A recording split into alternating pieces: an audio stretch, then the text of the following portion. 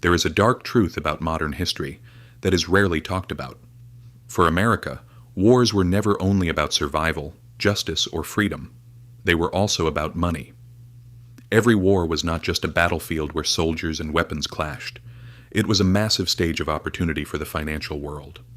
While people sent their children to the front lines and families tightened their belts, the gears of the financial system kept turning quietly.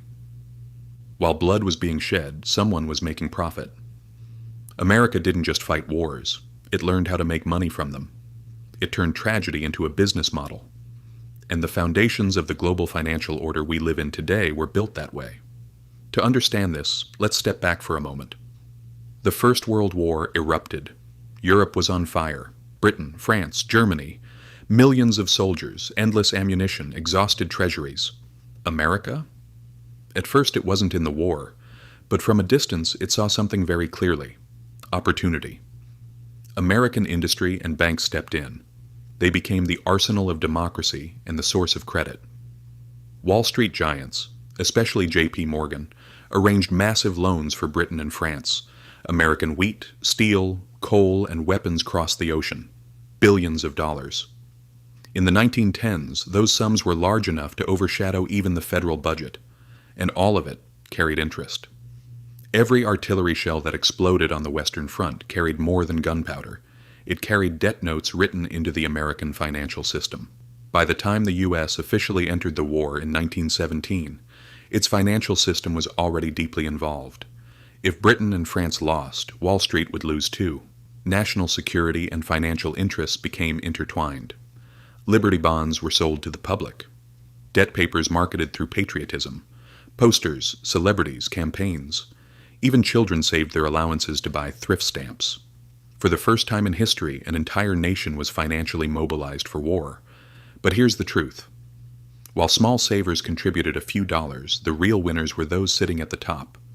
Factories boomed, profits soared, the power of banks increased, and a new order was established. Wars would no longer be financed only by gold or taxes, but by debt sold to the public. That system never disappeared. In the Second World War, the model expanded even further. Europe was in chaos again. American industry was on top again. Roosevelt declared, "We will be the arsenal of democracy." By the time the U.S. entered the war, factories were already running at full capacity. But more importantly, the financial machine was also running at full speed. 85 million Americans bought war bonds. $185 billion were raised.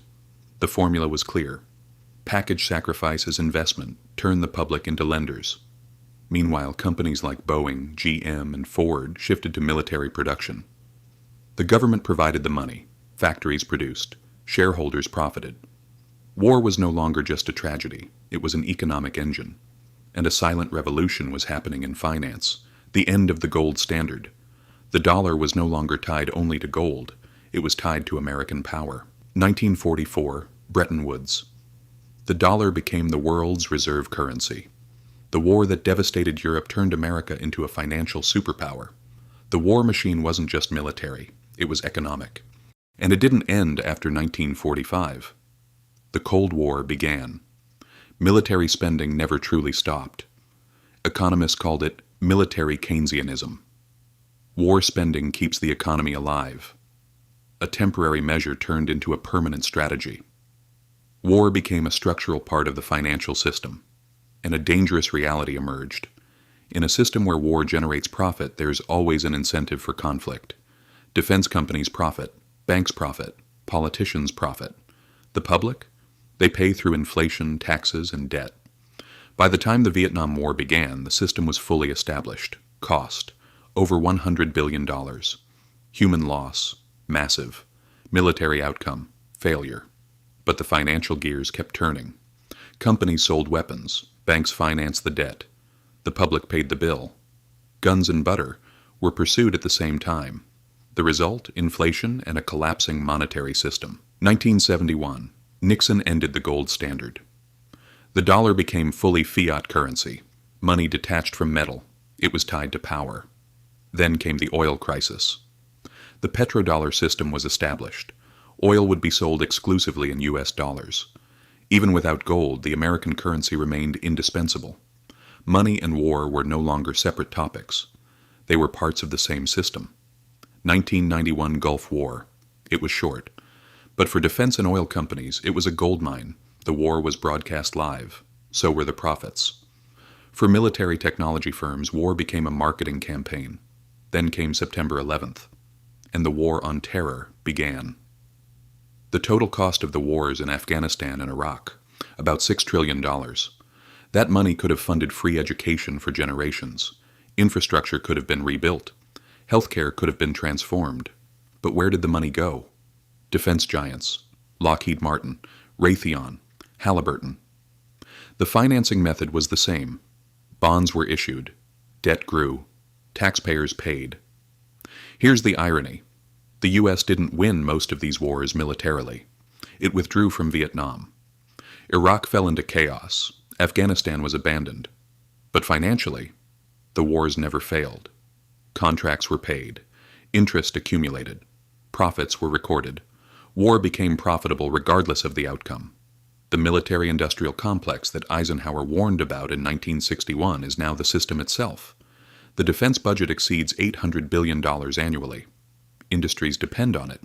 Wall Street depends on it. Politics depends on it. So why does this matter to you? Because the money in your pocket, grocery prices, the taxes deducted from your paycheck, all of them are connected to this system. War doesn't happen only on battlefields. It happens in your wallet. The 2008 crisis, the pandemic era. The same financial mechanism. Governments borrow. Corporations are protected. The public carries the burden. The financial system perfected in wartime operates in peacetime too. And the most disturbing truth is this. Crises are not accidents. They are features of the system. Opportunities for those who know how to manage debt, money, and resources. Traps for everyone else. Inflation erodes savings. Bubbles burst. Debt chains tighten. So the issue is not simply war is bad. The real issue is this. Money and power are inseparable. Every major conflict in modern history has been as much about financial opportunity as ideology. This is what real financial education means, not just learning how to budget, but understanding how the system is built, seeing who it serves, recognizing the repeating patterns of history. Economic history is not just numbers. It is human lives, sacrifice, the rise and fall of empires, and the hidden architecture of debt and profit behind the scenes. So the next time someone tells you war is about honor, democracy, or freedom, remember this. War is also about balance sheets, interest payments, and corporate profits. History doesn't repeat exactly, but the financial system always makes it rhyme. If you want real wealth and true financial freedom, you must see beyond the slogans. You must understand the machinery of money and power, otherwise that machine will crush you. If this perspective opened a new window for you, subscribe. History has the answers. Let's find where to look together.